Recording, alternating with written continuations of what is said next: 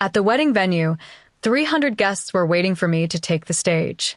My fiancé stood on the stage, his smile slowly stiffening. "Come on up, stop dawdling." I sat in my seat, motionless. Because just an hour earlier, I had discovered that he and his first love had already gotten their marriage certificate 3 days ago. They thought I didn't know. He got anxious, walked down the stage, and pulled at me. "What do you mean by this? All these people are watching." I smiled and shook off his hand, pointing at the woman in the corner. "The name on the certificate isn't mine. She's your legal bride. If you want to hold a wedding, go ask her up there." The entire hall erupted. Over 300 pairs of eyes darted back and forth between me and Daniel. In the ballroom of this Los Angeles hotel, the elegant string quartet had long stopped playing, leaving only gasps and murmurs. Daniel's hand froze midair, his face flushing from red to purple. He whipped his head around, looking at Sophia Martinez in the corner. Sophia had been holding a champagne glass just moments ago, a barely concealed smugness on her face, but now that smile had completely shattered. She took half a step forward, then shrank back, her eyes darting frantically at Daniel. "Emma, what nonsense are you talking?" Daniel hissed through gritted teeth, his voice low and furious. "Don't make a scene here." He lunged across 2 rows of chairs, grabbed my wrist, and yanked me toward the outer aisle. He leaned close to my ear, his voice laced with pleading and threat. "Your mother is still in the hospital waiting for news from us. How do you expect the Collins family to hold their heads up in LA's investment circle? Don't air our dirty laundry in public. Whatever it is, let's talk about it up there." I shoved his hand away hard. "You already disgraced me, Daniel." He stumbled back a step, his tie askew. I stood straight, looked past his shoulder, raised my hand, and pointed directly at the pale-faced woman in the corner. "The name on the certificate isn't mine," I said, staring into Daniel's eyes, my voice ringing through the hall. "She's your legal bride." My finger pointed steadily at Sophia. In an instant, 300 guests' gazes crashed onto her like a spotlight. Sophia flinched, nearly dropping her champagne glass, and looked helplessly at Daniel. Sweat beaded and rolled down Daniel's forehead in large drops. He glanced back at me, then at Sophia, his shoulders sagging for a moment, but he quickly steadied his breathing. If he chose me, he'd have to publicly admit the marriage certificate was a fraud, confess to deceiving the law and marriage itself. If he chose Sophia, he'd be giving up this wedding entirely, funded by the Collins family and underpinning his business credibility. But he was too greedy. He thought that by verbally choosing Sophia, he could lock in the fait accompli, then sweet-talk me later, and the Collins family's investment would still flow into Technova's accounts. He thought I would swallow my pride and keep playing the supportive fiancé. Sophia couldn't hold back any longer. She called out tearfully, "Daniel?" Daniel closed his eyes, his chest heaving violently. He turned and walked towards Sophia in the corner, reaching out to pull her close by the shoulders. "I'm sorry, Emma," he said loudly, his voice echoing through the silent ballroom. "I can't let Sophia down. We've already gotten the certificate. I have to take responsibility for her." That was his choice. He'd rather keep a legal wife with no resources than lose what little face he had left in front of everyone. Sophia stiffened in his arms. She looked up, her expectant smile replaced by shock. She sensed it. Daniel's responsibility wasn't born from love, but from a need to escape the moment. Daniel didn't dare look at me. He held Sophia tighter, clutching her like a lifeline, and whispered to her, "Let's go." He pushed past the guests blocking his way, stumbling with Sophia through the side door and fleeing the ballroom. The door slammed shut behind them, sealing off the noise outside. The hotel manager stood by the door at a distance, looking awkwardly at the empty stage where the MC had been, then at me. I gave him a slight shake of my head and stayed where I was. People in the hall began getting up to grab their coats, making phone calls, the murmuring growing louder. My phone buzzed frantically in my bag. The screen lit up. It was my brother Jake calling. I didn't answer. I shoved the phone back to the bottom of my bag, watched the guests gradually disperse, and stood alone in the center of the wrecked venue. The next day, October 16th, The Los Angeles sun pierced through the blinds. I sat at my apartment dining table, watching Jake's name light up on my phone screen and pressed answer. You didn't answer last night. Jake's voice had no pleasantries. It wasn't convenient. I picked at my coffee. He ran off with that woman. Daniel called me this morning. Jake snorted on the other end of the line. He told me yesterday was just a little misunderstanding between you two, and he hopes the planned second round of funding for Technova can proceed as scheduled. He also guaranteed that you were just speaking in anger and would come around in a couple of days. I let out a cold laugh. Daniel's plan was so obvious. He thought that by choosing Sophia verbally, then coming back to placate me, the Collins family's money would still flow into his account on time. How should we respond about the project? Jake asked. Don't reject it outright, but don't openly burn bridges either. I stared at the reflection in my coffee cup. What he fears most right now is his funding chain breaking. Once he realizes we've completely pulled out, he'll immediately look for other investors to fill the gap or turn to loan sharks. Only by making him think the money is coming soon will he avoid patching things up elsewhere. All right, I'll follow your lead and tell him the project needs a reassessment to stall him. Jake paused, lowering his voice. By the way, the document he signed back then is still in my safe. We'll leave it for now, until the time is right. Keep it there. My fingers traced the rim of the cup. It's not time to bring it out yet. After hanging up, I took a deep breath. Daniel had guessed wrong. He thought I couldn't live without him, and even more, that I would soften. On Monday afternoon, I drove through the congested traffic on the 405 freeway to the family investment office in Century City. Pushing open the door to Jake's office, he was frowning at the financial statements on his computer screen. Daniel called twice more this morning. Jake leaned back in his chair. His tone was urgent, constantly stressing that Technova needs to pay next quarter server fees and employee salaries soon, and urging me to finish the payment process quickly. He's losing his composure. I pulled out a chair and sat down. His company's cash flow was already tight. Even though the wedding fell through, to keep up appearances, the deposits he paid up front to the hotel and wedding planner are non-refundable. Technova is definitely a shell right now. So, how long do you plan to drag this out? Jake turned to look at me. Until he shows his hand himself. I looked at Jake. Reply to him this afternoon and say the company's risk control committee has questions about Technova's recent operating data, so the project needs a delayed evaluation. Ask him to submit the latest financial statements. Leave him enough hope, so he thinks it's just a procedural issue. Okay. Jake picked up the pen on his desk and wrote a few lines in his notebook. I'll tell him we'll reply after the evaluation. Meanwhile, in that upscale apartment in West Los Angeles, Sophia sat on the sofa, watching Daniel pace back and forth in the living room. Ever since they fled the wedding venue yesterday, Daniel's phone hadn't stopped ringing. When talking to outsiders, he deliberately lowered his voice and put on an especially relaxed tone. Don't worry, the wedding was just a minor hiccup. Emma has a sharp tongue, but she'll be fine in a couple of days. The money from Jake will definitely arrive on time. But as soon as he hung up, the composure on his face instantly collapsed. He rubbed his hair in agitation, staring intently at the financial software on the screen, his eyes full of barely concealed panic. Sophia had initially thought this was just emotional fallout from the turmoil, but now she sensed something was off. Daniel had changed shirts twice, yet his collar was still wrinkled, and his eyes were bloodshot. He didn't look like a groom who had just won his bride.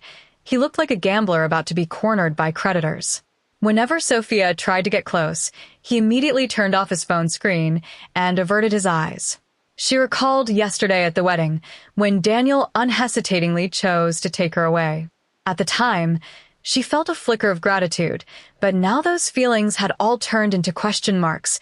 Did he choose her just to take responsibility? Or because he had no other way out? In the evening, Daniel's phone rang again. He glanced at the caller ID, immediately stood up, walked quickly to the balcony, and slid the glass door shut behind him. Sophia sat in the living room, watching through the glass door as Daniel hunched over, one hand gripping the railing while he spoke urgently into his phone. Gone was the forced composure from earlier. He looked utterly drained, his shoulders heaving with each breath. The evening sun glinted off the glass, stretching his shadow long across the floor. Suddenly, Daniel turned his head, his lips moving. Sophia could read the words on his lips as clearly as if he'd spoken them aloud. The loan has to come through fast. The next morning, Sophia brought freshly brewed coffee to the dining table and took a seat across from Daniel. She kept her tone casual, as if it were just a passing thought. When exactly is Jake's payment coming through? Seeing how stressed you were yesterday, I thought maybe I could take a look at the company's bank statements, see which bills we could delay. I did teach basic finance at the community college after all. I might be able to help. Daniel's hand, holding his coffee cup, stilled. He immediately flipped his phone face down on the table, his brow furrowing as he adopted a weary, professional expression. Not possible right now. The company's undergoing an external audit. All financial data is frozen. The shareholder agreement is clear. Even I can't access it casually at a time like this, let alone an outsider. An outsider? Sophia met his evasive gaze. We're legally married. I just want to help share the burden. You don't understand how these things work. Well-meaning help could just make things worse. Daniel stood, coffee cup in hand, and headed toward the study. Don't worry about it. I'll handle it. The study door closed softly but firmly behind him. Sophia remained seated, her mug gradually cooling in her hands. After teaching so many students how to read financial statements, how could she not recognize such a flimsy excuse? If it were just ordinary company cash flow issues, why push her away with a word like outsider? She walked over to the desktop computer in the corner and sat down, opening the browser. She wasn't foolish enough to search for internal statements. Instead, she navigated to an online forum for the Southern California startup scene. Weeks ago, Daniel had taken her to an industry mixer where an investor, glass in hand, had greeted Daniel with a dismissive mutter. How much longer can Technova's cash flow hold up? She hadn't paid it much mind then, but now the word stuck in her thoughts like a splinter. She typed Technova into the search bar and followed forum threads until she found a link to California's public business registry. Minutes later, her heart sank as she scanned the screen. Mortgage records and tax lien documents revealed Technova's revenue over the past year was pitifully low, nothing like the profits Daniel had boasted about. The company was surviving entirely on external funding. She closed the browser, her eyes drifting to a credit card statement Daniel had left crumpled on the corner of the desk. It showed several five-figure payments, all made to vague consulting firms. What kind of hole was he trying to fill? At the same time, I was packing up in that old apartment in downtown Los Angeles. Since the wedding hadn't happened, there was no point keeping this place, which was originally meant to be our marital home. Kneeling on the study floor, I gathered scattered documents into a cardboard box. As I picked up a stack of old tax returns, an elegant tie clip tumbled out from between the pages. It was a gift I'd given Daniel 2 years ago, after he secured his first round of funding. He'd hugged me then, promising it was the start of his journey to success. Staring at the cold metal clip, my fingers went numb. I tossed it into the wastebasket without a second thought. Just then, a manila envelope slipped out from beneath the tax papers, its flap unsealed. Pinching the edge, I pulled it open. A sheet of paper printed with dark text peeked out, bearing Daniel's familiar, sweeping signature at the bottom. My phone on the desk suddenly vibrated. I set the documents aside and stood up, answering Jake's call. How's the packing going? Jake's voice came through the receiver. Still sorting through things, I replied, glancing at the envelope on the table. I just found an old document. The agreement he signed is still here. You're sure it's intact? Jake's tone turned serious immediately. Keep it safe. It's the only leverage we have. By the way, I heard he's been scrambling to find lawyers lately, probably on the verge of collapse. Until he fully shows his true colors, that document cannot risk any mishap. I walked back to the desk, smoothed the page, and tucked it deep into the envelope. Then I opened a drawer, placed it under a heavy object, and locked it shut. I'm sure. It's secure, I said into the phone, my eyes fixed on the locked drawer. The more desperate he gets now, the more mistakes he'll make. How are things on your end? He emailed me again this morning, pressing for payment, and attached a whitewashed financial forecast. Jake snorted coldly.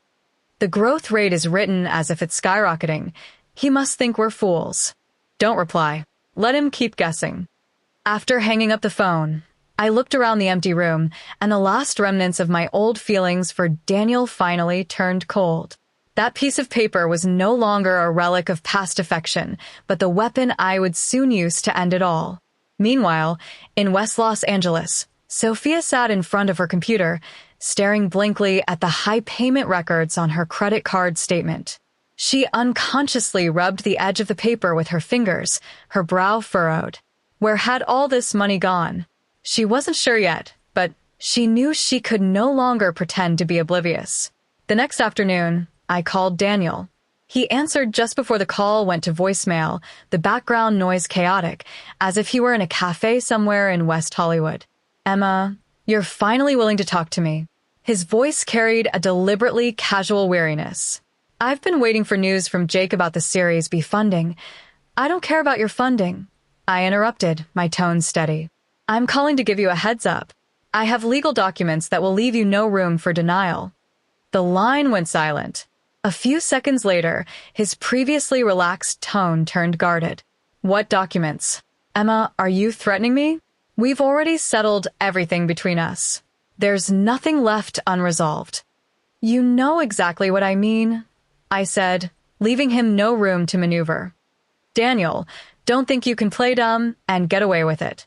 What you did is already spelled out in black and white. If you're talking about those verbal promises," he began urgently, trying to regain control with his usual tactics. I didn't wait for him to fabricate an excuse and hung up. He was probably racking his brain now, but he'd never guess what I had in my possession. As long as he started to feel uneasy, he'd reveal more flaws. 2 days later, in the morning, I walked into a private club in Beverly Hills. Daniel's parents were already there, seated in a corner booth. When I pushed the door open, Mrs. Chen immediately stood up, followed by Mr. Chen, both wearing ingratiating smiles. "Emma, thank you for agreeing to meet us," Mrs. Chen said, taking my hand, her eyes reddening. "Daniel is such a fool, acting so recklessly. But deep down, he still cares for you. That woman was just a momentary lapse." "Mrs. Chen," I gently withdrew my hand and sat down opposite them. "I'm not here today to listen to you explain on his behalf." Mr. Chen rubbed his hands together and sighed. "We apologize on his behalf. We're sorry about the wedding. As long as you're willing to forgive him, you can name any conditions. We just want to resolve this and move on." "Move on?" I looked at their eager yet forcibly composed faces and found it utterly absurd. "Resolution is possible," I said, opening my briefcase and pulling out a manila envelope. I placed it on the table and pushed it toward them. "As long as you settle this debt for him, I'll never mention it again." Mrs. Chen froze, eyeing the envelope suspiciously. Mr. Chen frowned, reached out, and pulled out the A4 paper inside. The moment his eyes landed on the first line, his expression changed. He stared at the document, his fingers unconsciously tightening around the edges, his knuckles turning white. Mrs. Chen sensed something was wrong and leaned over to look. After just a glance, she covered her mouth, her voice trembling. What is this $1? $2 million? He borrowed this much from you?" When Technova's initial funding was about to run dry last year, he took this $1. $2 million and signed a private loan agreement, I said, pointing to the bold signature in the bottom right corner. "It's in black and white, not some vague debt." He thought I'd never bring it up because of our relationship, but I'm bringing it up now. "This can't be." Mr. Chen slumped back into his chair, the paper trembling slightly in his hand. He looked up at me, disbelief filling his eyes. "He never mentioned this to us. You were about to get married. Why would he create a private loan agreement?" "Because he was gambling," I said coldly, staring at them. "Gambling that I'd be soft-hearted. Gambling that he'd never have to repay this money. Now you see, this is a debt protected under California contract law." The arrogance and hope in Mrs. Chen's eyes shattered. She turned sharply to Mr. Chen, her voice rising. "I knew he'd been avoiding us lately. He not only deceived Emma, but also hid such a huge debt from us. We can't fill this hole for him. Mr. Chin pressed his wife's hand, his face etched with bitterness and anger. He looked at me, the earlier confidence gone from his voice. Emma, we didn't know about this. These are his own debts. I never asked you to fill it. I took the IOU back from Mr. Chen's hand and slipped it into the envelope. I showed it to you today only to ask you to stop pleading his case and to stop urging me to reconsider. Mr. Chen took a deep breath and nodded heavily. But there's one condition, I said, zipping up my briefcase and looking at them. Don't tell him about today. Let him face me himself. The elderly couple exchanged a glance, their expressions defeated. Mrs. Chin said quietly, All right, we won't say anything. Who knows what trouble he'd cause if he found out we saw this. I stood up without another word and walked out of the club. That very afternoon, while I was showing the IOU to Daniel's parents to make them face reality, Daniel was in his Technova office. He had his assistant frantically contacting several business lawyers in Los Angeles while he sent a third urgent email to Jake, pressing him about when the new funding would be wired. 2 mornings later, Sophia pushed open the door to the Technova office. She slapped a freshly printed credit report onto Daniel's desk, pointing at 2 glaring hard inquiry records. Why are there loan eligibility checks?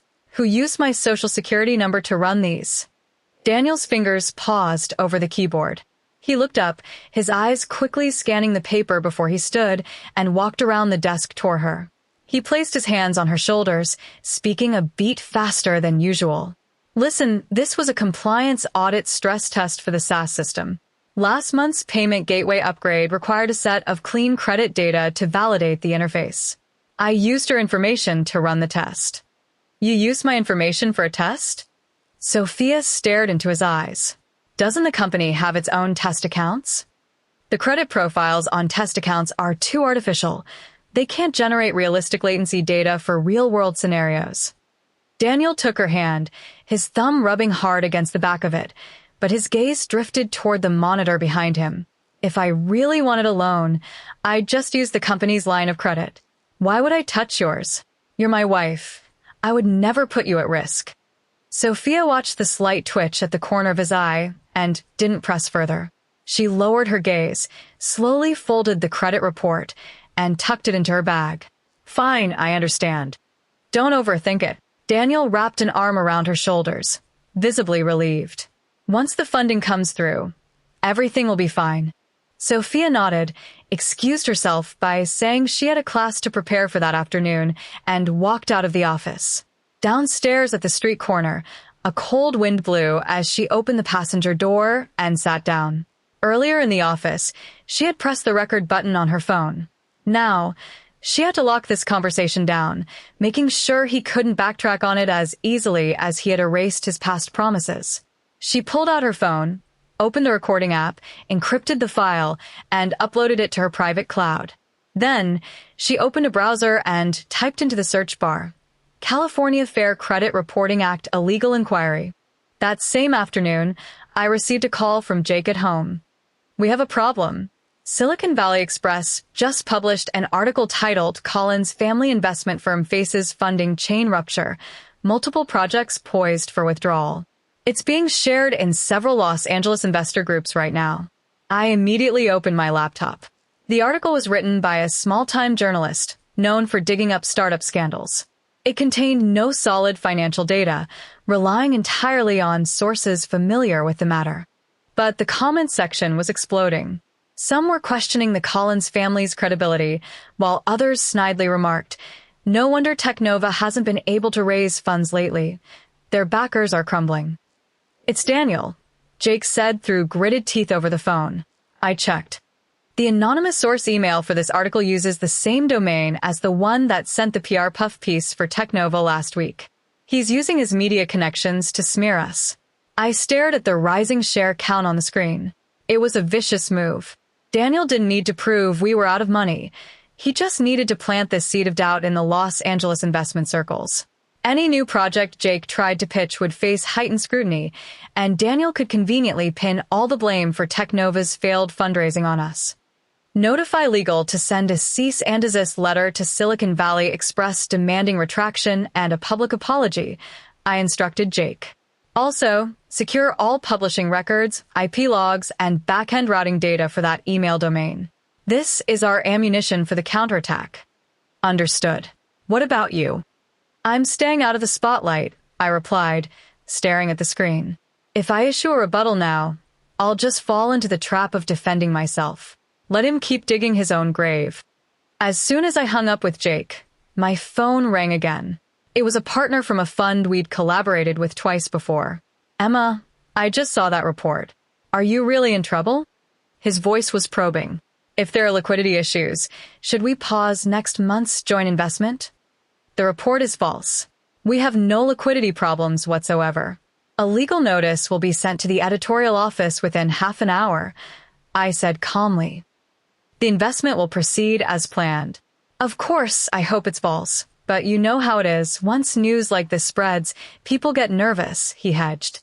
Let me observe the situation for a bit, and I'll get back to you later. After hanging up, I closed my laptop. Outside the window, Los Angeles traffic buzzed as usual, and the blue glow from my phone's screen slowly faded on the desk. The fake news was still spreading, but I had to wait for him to slip up further before firing all my ammunition at once. 48 hours after the fake news broke, the whispers in the Los Angeles investment circle had finally reached a tipping point. Sitting in my study, I watched the flood of messages from investors on my phone and knew the window for silence had closed. If I didn't lay out the hard evidence now, the dirty rumors would drag down the projects Jake was about to launch. I opened my computer and pulled up Technova's financial statements from last quarter, the equity change records from the California Secretary of State's website, and the overdue payment documents from a supplier. At 2 p.m., I simultaneously posted a formal statement stamped with the official seal of the Collins Family Investment Company on LinkedIn and X. The statement was devoid of emotion, consisting of 3 cold, hard facts. First, the claim of a broken capital chain was fabricated and the matter had been handed over to lawyers for evidence collection. Second, Technova's actual financial condition was far worse than publicly advertised, with cash flow sufficient for less than 6 weeks of operations. Third, the Collins family had never committed to Technova's next round of funding. Attached were the glaring financial statements, clearly showing the deficits. Less than 10 minutes after posting, my phone rang. The same fund partner, who had been evasive earlier, now sounded completely different. Emma, I saw the statement. Technova's cash flow is down to 6 weeks. You've had this data all along as shareholders? As shareholders, auditing the books is our legal right, I replied, watching the rising share counts on the screen. I didn't want to air dirty laundry, but since someone is smearing us, I had to lay out the truth. Which do you trust? Anonymous sources in a tabloid or financial data filed with the California Secretary of State? He gasped. Of course, I trust the data. I'll reassess Technova's share in next month's investment meeting. After hanging up, I checked online forums. The tide had turned instantly. Posts mocking the Collins family were now buried under a wave of skepticism, with users dissecting Technova's profitability. The fake news from Silicon Valley Express was completely discredited, without even a ripple left. And Daniel finally couldn't sit still any longer. Late the next night, my inbox held a 3-page email from Daniel. The wording was utterly submissive. He claimed he was desperate for funds and had acted recklessly, admitted he was wrong for spreading lies in the media, and even offered to publicly apologize and clarify the Collins family's financial situation. But at the core of the email, his true intentions were laid bare. Emma, I'm begging you for one more chance. Can we meet privately? If your investment comes through as planned, I'll agree to anything. I've already smoothed things over with Sophia. She understands my situation and has promised to wait for me to pull through. If you're willing to take a step back, we can work together like before. Seeing Sophia's name, I smirked. He thought keeping the home front stable was a bargaining chip with me, not realizing Sophia was no longer the woman he could easily manipulate. I didn't reply to the email. On the third morning, Jake called me from his office, his voice resolute. Daniel just called me. He's still trying to negotiate, saying that if I continue to push forward with Technova's funding, he'll publish that apology letter and publicly give you a way out. What did you say? I asked. I told him, my sister's choice is the family's choice. Jake paused. I told him not to call me again, and that from today, all channels at Collins Investments are permanently closed to him. I let out a long sigh of relief. That door was finally sealed shut. In the afternoon, Daniel sent another email, his tone shifting from pleading to panicked. He even began threatening to file for bankruptcy protection to avoid repaying the massive debt. I tossed my phone onto the desk. He was still making a last-ditch effort, and the only reason he thought he had any way out was because he believed Sophia had been completely pacified. Meanwhile, in an apartment on the other side of Los Angeles, Sophia sat on the sofa, staring at a notification that had just popped up on her phone screen. A tech influencer had reposted Emma's statement, along with Technova's dismal financial data. She glanced back at Daniel, who was anxiously pacing on the balcony while on a call. Last night, he had assured her that the fake news was just to pressure Emma back to the negotiating table and promised there would be no consequences. But now, Emma's public counterattack had exposed Technova's hand.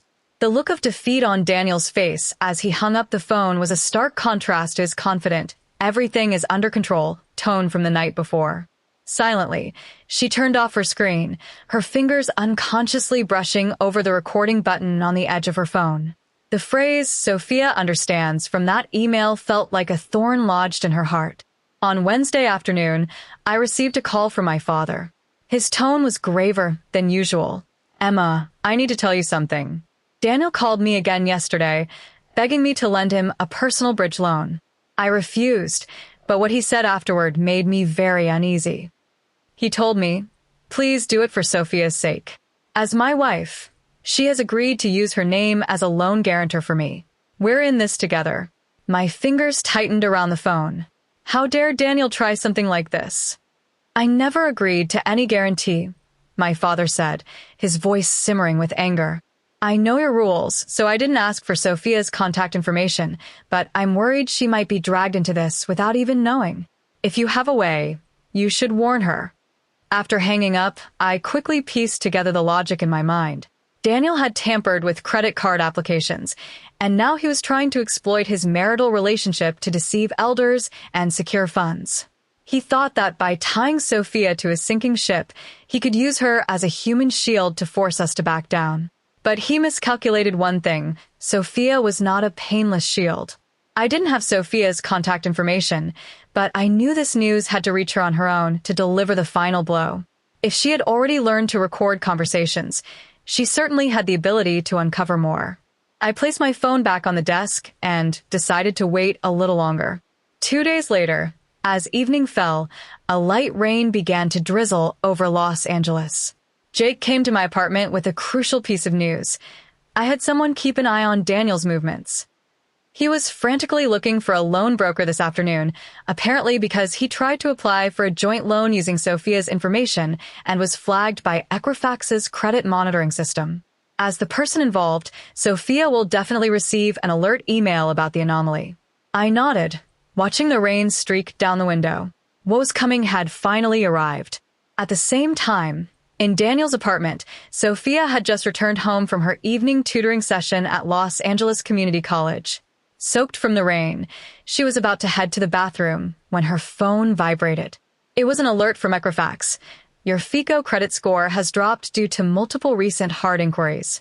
A new joint loan application has been detected. Sophia's heart sank.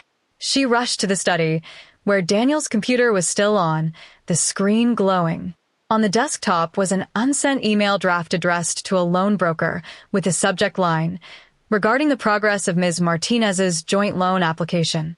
She walked over, her eyes scanning the text on the screen.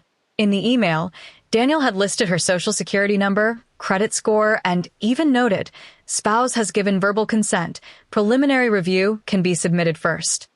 Among the attached files was a screenshot of a recent credit card statement in her name, the card she always carried with her, but the billing address had long been quietly changed by Daniel to his office.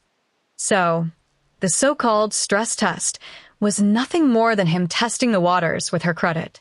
And his claim in front of her father that she's willing to help me secure a loan was just the next step in his plan to bleed her dry. He intended to quietly shift over $1 million of debt onto her shoulders. The lock clicked, and Daniel pushed the door open, a takeout bag in hand. Seeing Sophia standing in front of the computer, he paused mid-step, the weariness on his face instantly replaced by wariness. "You're back." He set the bag down, trying to mask his unease with his usual casual tone. "Why are you standing there?" Sophia didn't move. She turned and looked directly at him. "You're still in touch with Emma's father?" Daniel's pupils contracted briefly, but he quickly regained his composure, adopting an expression of exhaustion and helplessness. "Sophia, you have no idea what we're dealing with. I'm in a cash flow crisis. What's wrong with exploring more options? Emma's funding has completely dried up, and the company doesn't even have enough to cover next month's payroll. I have to find a way to get money, or we're all finished." "So you steal my credit to fill your own hole?" Sophia pointed at the screen, her voice low but sharp as a knife. "You emailed that loan broker saying I agreed to be a guarantor? You even changed my billing address? How many loans have you applied for behind my back?" Instead of panicking or apologizing, Daniel took a step forward, trying to take her hand, a forced earnestness in his eyes. "I just wanted to submit the preliminary review. Once the cash flow stabilizes, I never let you take on any risk. We're married. If my company survives, you'll live well too. Why are you hung up on formalities? Who else can help me right now? This is the help you're asking from me?" Sophia stepped back, avoiding his hand. "Using my name to scam loans, to deceive Emma's father? Daniel, that's my FICO score, my life. What's the difference?" Daniel's voice suddenly rose, the facade in his eyes finally cracking to reveal impatience and selfishness. "All you have to do is sign, and everything will be solved. Why can't you understand how difficult this is for me?" Sophia looked at his face, twisted with anger, and suddenly felt he was a complete stranger. Calm settled over her as she stared coldly at him. "So, you chose me because I'm easy to fool, because you could use me as a shield to borrow money from others, right?" Cornered and stripped of his pride, Daniel lost the patience to play the devoted husband. The words spilled out. "Yes. You can't help me at all. If you had Emma's family background, I wouldn't need to take these risks. But you have nothing. What right do you have to negotiate with me besides that marriage certificate?" The room fell dead silent. Sophia felt the wound in her heart, still aching faintly, suddenly cut away completely. Looking at this man who spoke shamelessly with such conviction, she finally understood. From the very beginning, he wasn't looking for a partner but a tool. Emma was a tool for money, and she was a tool for credit. "Fine," Sophia nodded, her voice eerily steady. "I understand." She turned and walked into the bedroom, ignoring Daniel's shouts behind her. Pulling a suitcase from under the bed, she quickly stuffed a few clothes and essentials inside. Daniel rushed in and grabbed her arm, his tone softening again. "Sophia, I was just stressed. That's not what I meant." Sophia shook off his hand, pulled her phone from her pocket, pressed stop, and saved the recording. "Daniel, stop acting. I recorded every word you just said." Daniel froze, his face pale. Half an hour later, Sophia wheeled her suitcase out of the apartment. The rain was still falling. She hailed a Lyft and gave her friend's address. As the car door closed, she took out her phone and found Emma's account on Instagram. She took a deep breath, her fingers tapping on the screen as she sent a private message. "I'm Sophia. I saw the emails where he applied for loans in my name. I've left him. I want to talk to you about his credit fraud. I'm willing to testify." The next morning, as I was pouring coffee in the kitchen, my phone vibrated. I tapped on the unfamiliar profile picture, read the message, and my hand holding the coffee cup froze midair. The words on the screen were clear, no emotional accusations, just calm statements and firm promises. I knew Daniel had just played his last card, and it was useless. I immediately took a screenshot of the private message and sent it to Jake, then replied to Sophia. "Tomorrow at 10 a.m., meet me at the cafe in Beverly Hills. Bring the email screenshots and the recording." I turned and walked to the study, retrieving a manila envelope from the safe. The original IOU lay inside, the ink on the signature long dried. I placed it in my bag and dialed the family lawyer. "Prepare a formal debt collection letter," I said into the phone. "Also, schedule a lawyer witnessing service for tomorrow afternoon. I might need it." At 2 p.m. on Monday, the sunlight in downtown Los Angeles was sliced into thin strips by the blinds in the Technova conference room, casting dappled patterns on the dark walnut table. I pushed the door open, followed by my lawyer carrying a briefcase, his leather shoes making muffled sounds on the carpet. Daniel was sitting at the head of the long table, flipping through a stack of reports. Hearing the noise, he looked up. The moment he saw me, the corners of his mouth instinctively curled into that perfectly measured social smile, but when his gaze swept over the lawyer behind me, the smile froze midair, like a signal abruptly cut off. "Emma? How did you get in? What are you doing here?" I didn't close the door, but stepped aside. Light footsteps echoed from the hallway as Sophia walked in. She wore a light gray thin coat, clutching a manila file folder tightly in her hand. Without looking at me, she walked straight to the other end of the long table, pulled out the chair opposite Daniel, and sat down. The moment Daniel saw Sophia, the color drained from his face. He stood up abruptly, his finger trembling slightly as he pointed at her, his voice rising uncontrollably. "Why are you with her? Didn't you go back to your friend's place?" "I did." Sophia placed the file folder on the table, pressing her hand over the seal, her knuckles turning white from the force. She took a deep breath, pulled out a stack of printed papers from the folder, and spread them flat on the table. "And I brought everything I needed." She looked up, meeting Daniel's eyes directly. There was no anger in her tone, only a chilling calmness. "Screenshots of the emails where you used my social security number to apply for loans, and the recording of you admitting, you can't help me. It's all here." Daniel's breathing instantly grew heavy. He lunged across the table, trying to snatch the papers. The lawyer stepped forward, firmly blocking the table, his tall frame cutting off Daniel's movement. Daniel collided with the lawyer's shoulder, lost his balance, staggered back 2 steps, and fell heavily into his chair. I took the worn old envelope from my bag, pulled out the original IOU, and slid it toward Daniel. The paper glided smoothly across the polished table, stopping precisely beside his hand. 1.2 million, in black and white, with your signature. I looked into his widening, panicked eyes and said word by word, "I'm not here today to listen to your explanations. I'm here to notify you that we're proceeding with legal debt collection." Daniel stared fixedly at the IOU, beads of sweat forming on his forehead and trickling down his temples.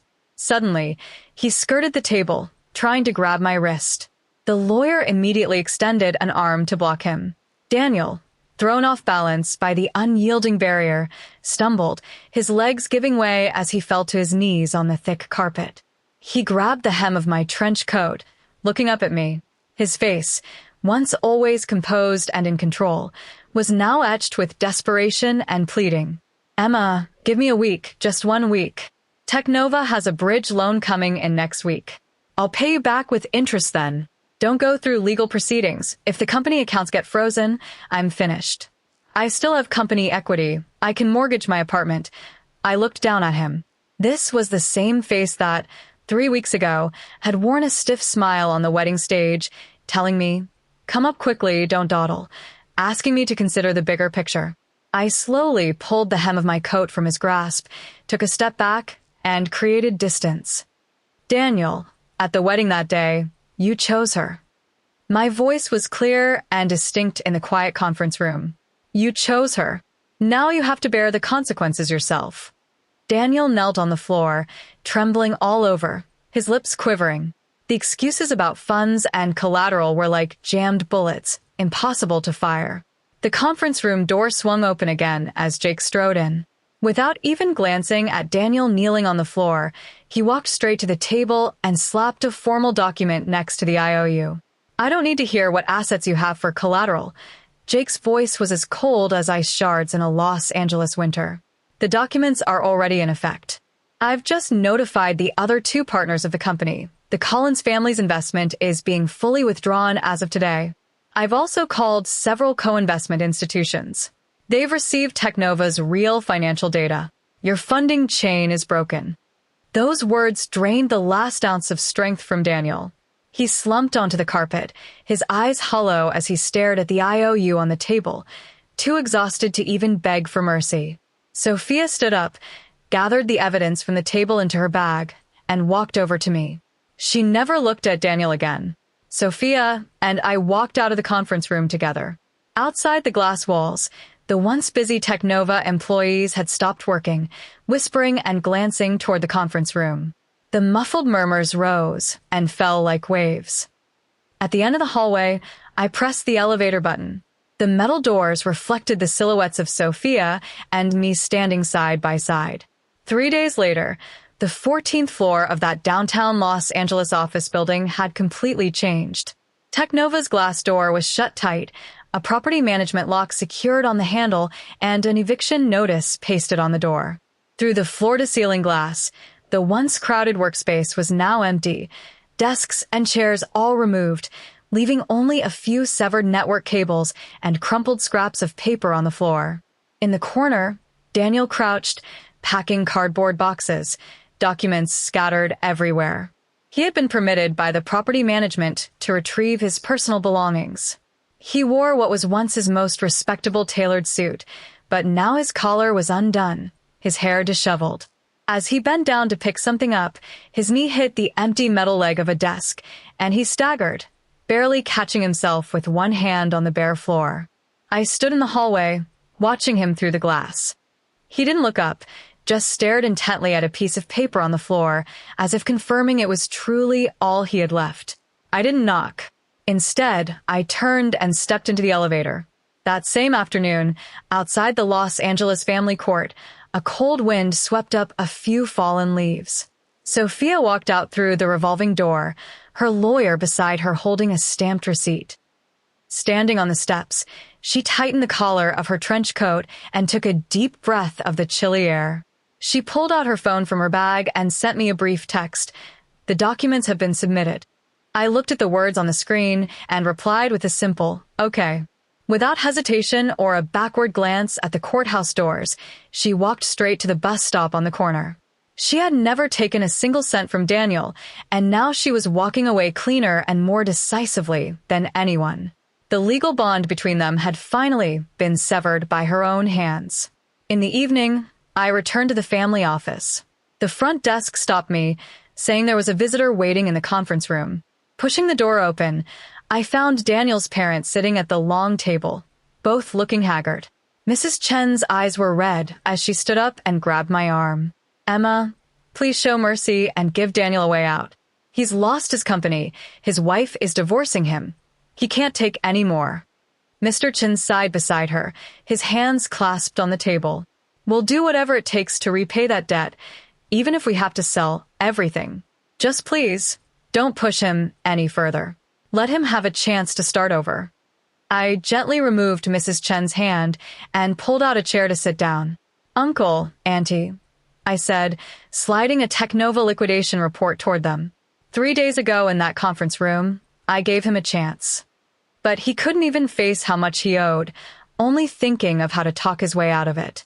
This isn't me pushing him. It's the path he chose. If you bail him out now, he'll never learn to stand on his own. Mrs. Chen covered her mouth, tears streaming down her face. Mr. Chen stared at the report, unable to speak for a long time. They finally understood that their son, who had always talked his way out of trouble, couldn't be saved this time. I stood up without another word. Leaving the conference room, I went straight to Jake's office. Jake was at his computer reviewing the new quarters project pool. When he saw me enter, he closed his laptop. "All taken care of?" he asked. "Sophia has already submitted the documents to the court, and Daniel's company has been cleared out." I walked to the floor-to-ceiling window, watching the bustling traffic of Los Angeles outside. "What are your plans for the next investment direction?" Jake nodded and pulled out a few new business plans, handing them to me. "There are a few early-stage tech and healthcare projects that look promising. Take a look at the materials." The office was quiet as we stood by the window, watching the flow of cars below, never mentioning Daniel's name again. In mid-December, The winter sunlight in Los Angeles felt somewhat pale. Outside Daniel's former apartment building, a small moving truck was parked. I sat in my car across the street, watching him load the last cardboard box into the truck. He wore a wrinkled jacket, his hair messy and plastered to his forehead. After finishing, he didn't get in the truck right away but leaned against the door, looking down at his phone. I didn't need to see to know that the screen likely displayed his freshly received credit report. With $1, $2 million in debt defaults and his company liquidated, his personal credit score had hit rock bottom. That report was like an invisible net, pinning him firmly in the mud. He straightened up, glanced at the apartment window with empty eyes, and got into the driver's seat. The truck merged into the traffic and never looked back. In the afternoon, my phone buzzed. A Citibank notification popped up. Transfer received in account ending in 4521, amount $1,200,000. 00. Another notification followed for partial interest. I stared at the numbers on the screen, feeling no emotion. This money restored my rightful confidence, a price he had signed for with his own hands. I put away my phone and walked into Jake's office. On the desk lay 2 revised confirmation documents for the family trust. Jake signed from the main seat, the pen scratching softly against the paper. He slid the documents and pen toward me. The funds have been reallocated. This independent startup capital has been transferred to your personal trust. I took them, flipped to the last page, and signed Emma Collins. As the pen touched the paper, Daniel's name was finally erased from the ledger of my life. The next morning, I drove past Santa Monica Community College. It was between classes, and the campus was bustling with students. I parked by the roadside and saw Sophia walking out of a building, carrying a stack of textbooks.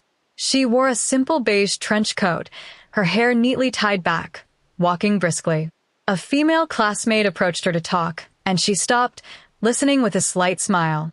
The smile was relaxed, free of any flattery or defensiveness.